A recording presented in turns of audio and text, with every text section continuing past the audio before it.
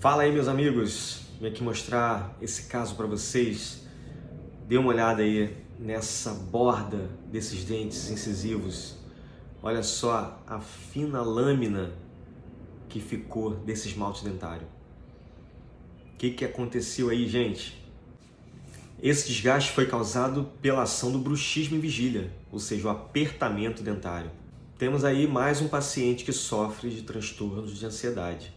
Vamos reabilitar esse caso, né? Vamos reconstruir todas essas bordas aí, mas precisamos também cuidar para que isso não ocorra novamente.